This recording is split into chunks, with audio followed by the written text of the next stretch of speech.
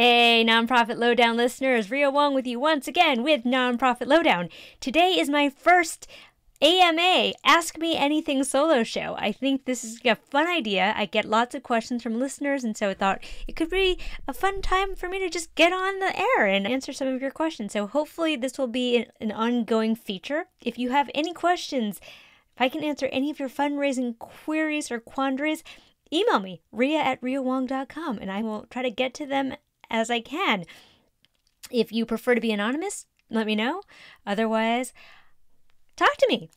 Okay, I did get a couple questions, so let's get going. Okay, question number 1. For organizations that don't have full-time development staff, when do they know if they are ready to hire? What role should they hire for first? This is a question I get all the time, and buried beneath the question is an assumption that hiring a development director will solve all their problems. Whew, this is a good one. Okay, I have a couple of caveats first. So number 1, we default to thinking that throwing people at a problem is going to solve the problem. It can, but it's not always the case, and so I think we just need to not default to that. Now, often I see EDs or boards saying that they should hire a development director because they're not getting enough funding in the door. I think this is the wrong way to think about it, because your development director is not going to bring in names for you. I think this is a misconception that needs to die right now. The development director is not a magical development fairy who is going to fart gold out of their butts. Okay? Your development director is there to help you to capitalize on what is already there and to grow the pipeline. So a couple of things that I would say before thinking about hiring a development director. Number 1, I think fundamental pieces have to be in place. So you have to have a strategic plan. You have to have some semblance of funders. You have to have metrics and ways that you're actually measuring the impact that you're making in the world. And you have to have an ED who's willing to fundraise. I say this all the time. If you're an ED, 65 to 80% of your time should be spent fundraising. And I know you're thinking, that's why I hired a development director. Wrong answer. You, as an executive director, are uniquely positioned to be the face of the organization. If anything, you hire a development director to help free you up from the behind-the-scenes work so that you can be in front. I've talked about this a lot. There's this distinction between being a hunter and a farmer. Hunters hunt. They like big game. They're solitary. They like going out and closing the deal.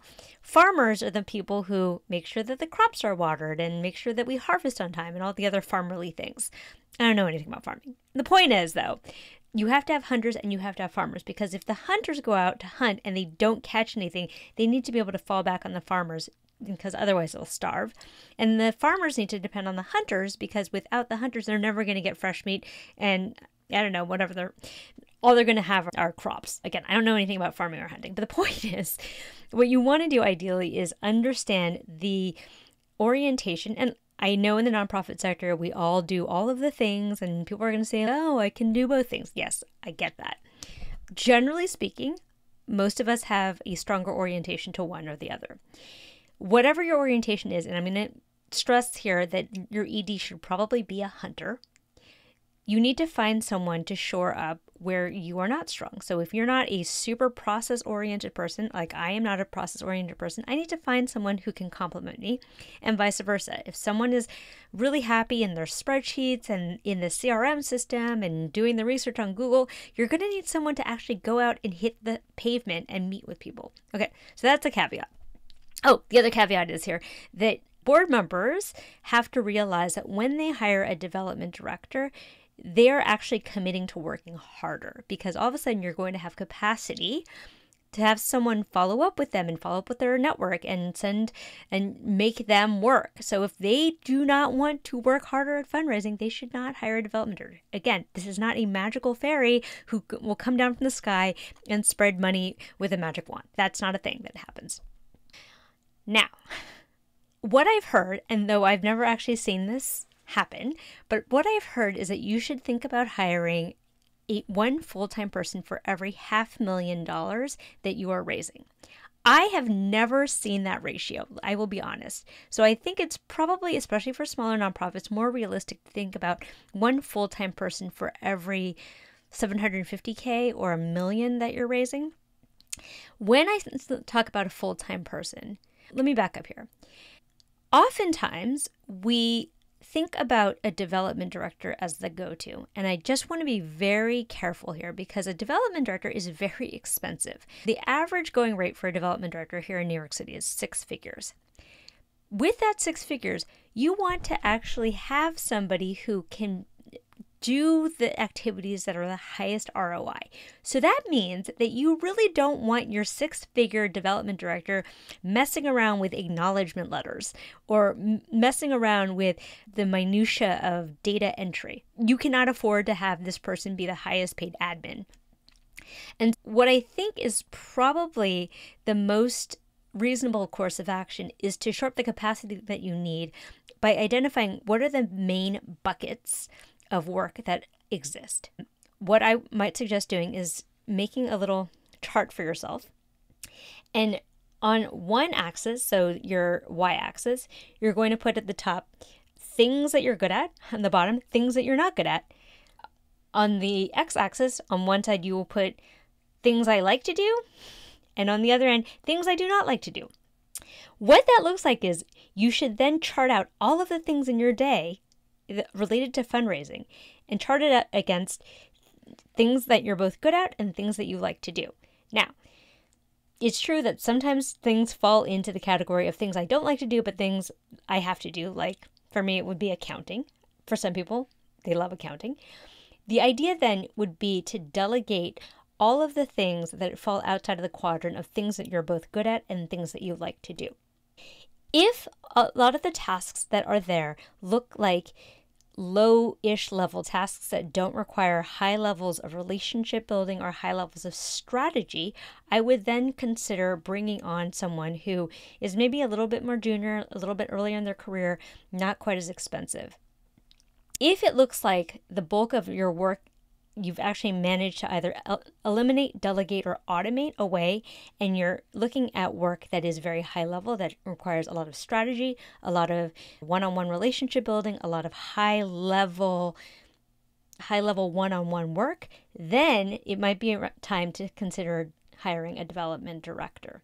The other thing I'm going to say, and this is a little bit controversial, it's not Profit Lowdown, so it is what it is. A lot of times folks will hire someone who's a bit more junior because they're cheaper with the idea that they can train them up into the role. Now, that's not a terrible strategy. The caveat here being that if you as an ED actually have time to train them, which I don't know about you, when I was an ED, I did not have extra time to train someone and carefully monitor them. The other piece too I want you to think about is, do you really want to pay for someone to learn on your dime? I didn't have that kind of luxury, right? So until you have a big enough fundraising arm that maybe you can have some more junior people who are learning and growing into the role, I would actually think that it's a better use of your money to hire somebody who already has the skills that you need so that you can start to see some ROI quicker. Let's also talk about ROI. It takes on average about 18 to 21 months to start to see if someone is worth their salt. So it's a little annoying because you want to start to see some early wins here, but realistically speaking, in terms of relationship building and relationship management, you're probably not going to see whether or not they are bringing in new prospects and new gifts until around 18 to 21 months.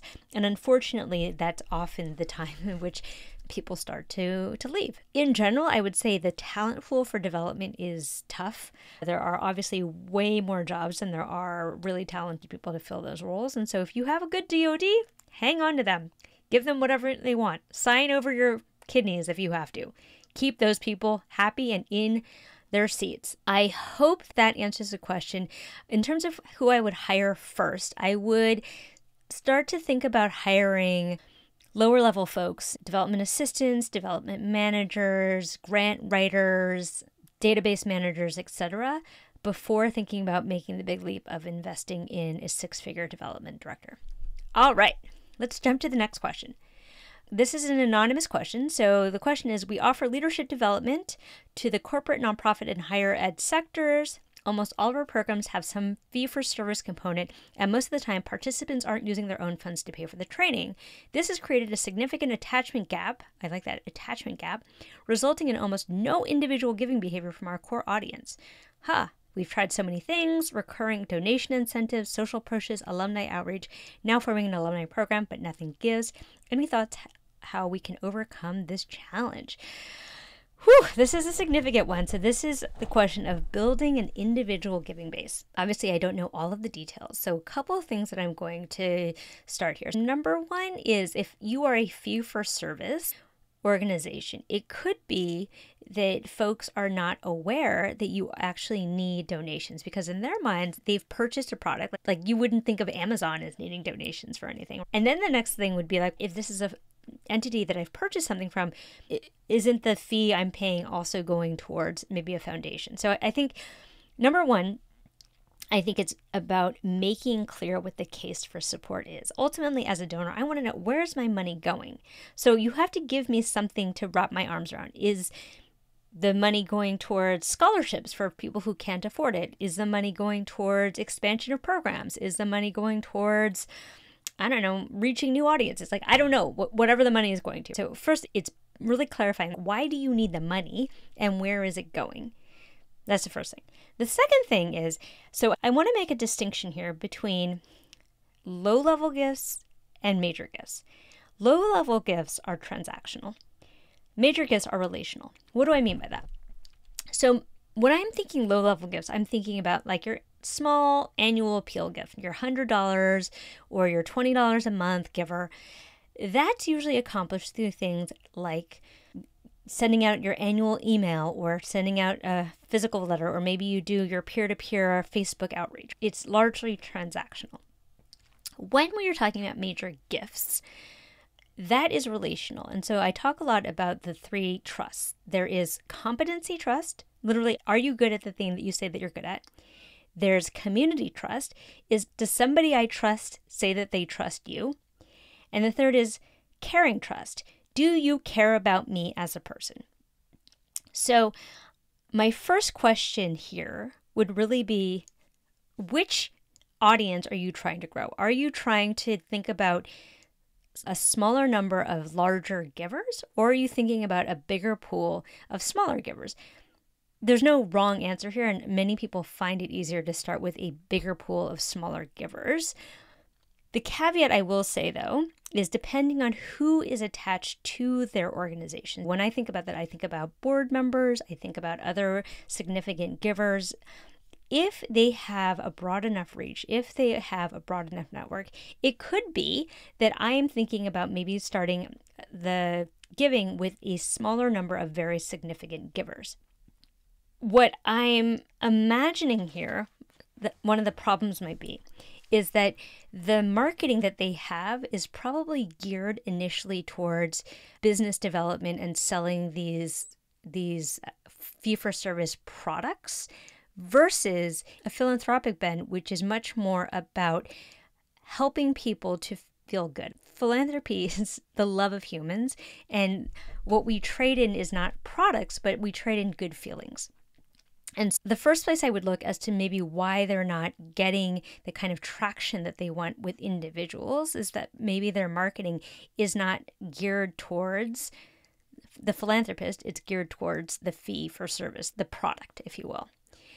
The other thing that I might suggest here is that you start small. So that could look like you identify a small group of people that you think can maybe start to be your ambassadors, that you can gain some traction with, and you just meet with them and you have conversations one-on-one. When you're scaling, initially you have to do things that don't scale. And there will come a tipping point at which people will start to bring in their friends if you've done it correctly.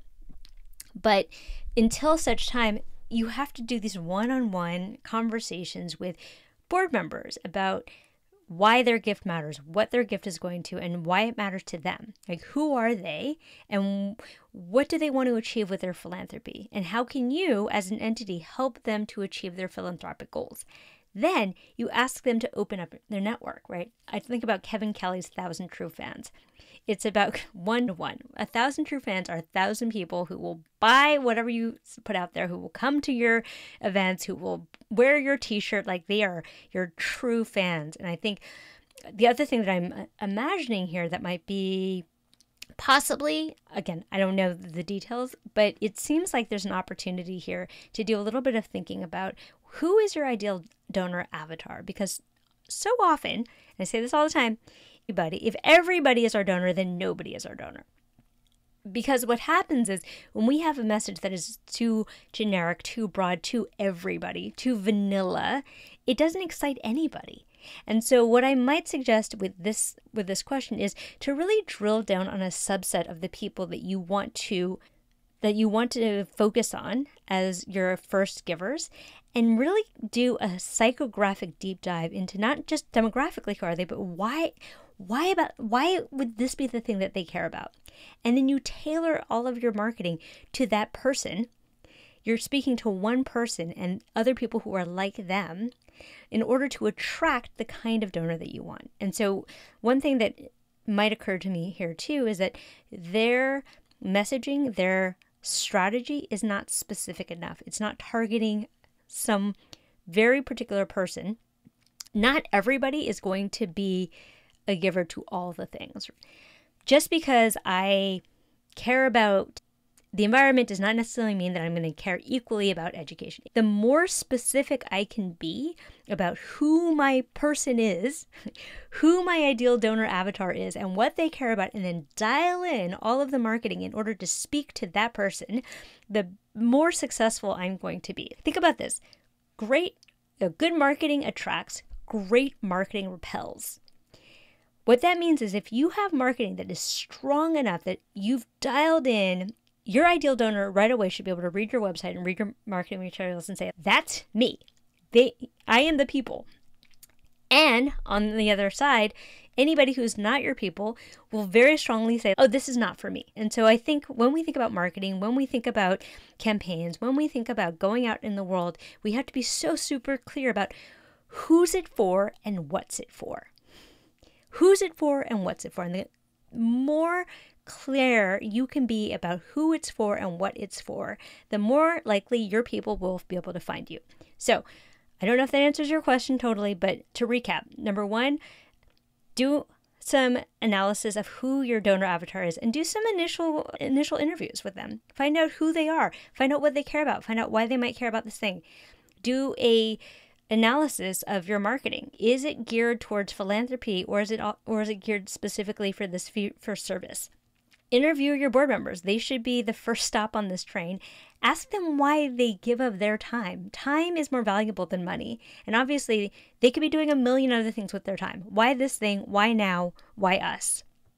And then fourth, go out there and hit the pavement. Have one-on-one conversations with people. And this is not about asking them for money straight away. This is about understanding who they are, why they give, and what is it that they want to achieve. And once you can get into the mindset of serving them, being the vehicle through which all of their philanthropic hopes and dreams are fulfilled, the more likely they are to want to be in your corner because they're getting something out of it, which is that they get to see their philanthropic dreams fulfilled. That's the answer to that one. I may need a little bit more context, but I think it's a good start. Okay, last question. And this is from Angeli Herrera Davis. So Angeli, thank you so much for your question. She is writing in from the HG Grant Consulting. Oh, this is interesting. Angeli's question is, what is the best way to set up email outreach to contact a funder/donor for the very first time? Is a phone call preferred instead? Are there certain do's, don'ts to that very first outreach? Okay, excellent question. I will caveat this by saying that if one foundation. So what I mean by that is that every foundation is different, just like every donor is different. If we're speaking specifically about foundations, I would look on the website. If they say no phone calls, please, that means don't call them. If it says no email inquiries, don't email them. So follow directions would be my first recommendation. Now, and this is an interesting question. Most foundation program officers are very accessible. when I reach out to a foundation, I need to give them a reason why I'm reaching out. And the reason can be, I want to introduce myself. They don't have time no one has time for you to just introduce themselves. I actually just recently got an email from someone saying, I'd like to share ideas. I was like, I don't have time to share ideas. So I'm going to harken back to my friend, Laura Friedrichs, who did a very successful podcast episode. I'll link to it in the show notes. She has what she calls the 2 sentences, 1 question format. It goes like this. Sentence 1 is a me sentence. Hi, I'm so-and-so, and I am the ED of this organization representing XYZ. The second sentence is a you sentence. I know that you are deeply committed to childhood education and have been with the foundation for X number of years and have been a longtime champion of causes like ours. The question is, I have no idea if this is of interest to you, comma. The I have no idea acts as a way for them to gracefully step out if this is in fact not their thing.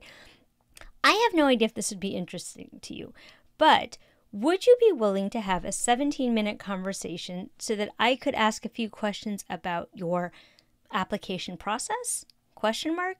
Or ask about whether or not our organization would be a fit for your philanthropic priorities? Question mark? Something legitimate that gives them a reason why you need to be on the phone with them. Let's call our program officer, Anne. Anne, I have no idea if you'd be willing to do this, but could we meet for 17 minutes on May 3rd? Now, a couple of different components. The I have no idea lets people graciously step away if they in fact do not do this. The 17 minutes will pique people's curiosity. 17 minutes? Why 17 minutes? Why not half an hour? That seems like a normal thing. And then May 3rd actually helps you to nail down a time. Now, it could well be that Anne might say, I don't have time, but shoot me your questions. That's fine. It could be that Anne may ignore you completely. It could well be that Anne says, great, let's take the meeting. Now, when you're reaching out to make contact, it should be a legitimate reason why you're making contact. It shouldn't just be an opportunity to talk about yourself. That's like asking somebody on a date in order for you to tell them how great you are. Nobody is there for that. If you have a genuine question, you can ask genuine questions, but the point here is about connection and sharing a moment. It's about relationship building. So within that, be prepared to speak for 25% of the time and then to speak for 75% of the time. Create an opportunity for connection and also go into it with the right kind of intention. Is your intention simply to make yourself known amongst all of the pile of other applicants? Is your intention to make a real connection? Is your intention to get information? These are all really important to go in with the right intention. Now, I think, Angela, if I'm understanding your question, is there a certain do or don't? I don't think so. I think that there are preferences. Personally speaking, I prefer an email ahead of time to set up a meeting, to set up a phone call. Other people might prefer a phone call. I would try a couple different things. Some people are text message people. I don't know, whatever. In general, I would maybe try 3 different methods because you never know what will happen. So sometimes emails get put in spam filters. I have a really intense spam filter on my phone, so I usually don't get phone calls, which is why I prefer people let me know ahead of time if they're going to call. Some people are text message people. Some people are social media type people. Some people are old school and prefer a letter. I don't really know, but try 3 different methods. And again, in general, a program officer's job is to interface with the public. So I don't know, it seems to me that if you are talking to a program officer who's actively avoiding phone calls, like maybe this is not your person. But I would say if you are polite, and I underscore polite here, politely persistent, and you give them a legitimate reason why you need to speak with them, then I don't see that there's any reason that anybody could get upset with that. Now, that being said, everyone is their own person, and there are some weird people out there who get offended, but they also have to understand their job is to interface with the public. Now, I would say, though, that, Angeli, I think you're asking specifically for foundation officers and program officers. I would have a slightly different tack if this was an individual donor, but I will cover that in another episode. So if you enjoyed this, let me know. Shoot me an email at rhea@rheawong.com. Let me know if you have any questions. I'm always happy to answer, and hopefully we'll just do this on a monthly basis. So everyone, take care. If you aren't already subscribed to my newsletter, you can do so at rheawong.com. I send out a weekly newsletter with some inspo and free resources and lots of fun. And of course, you are a listener, so thank you for listening. And if you get a chance, I would love if you would let me a review, as long as it's a good one. If it's a terrible one, you can skip it. Thanks so much, everyone. Have a great day.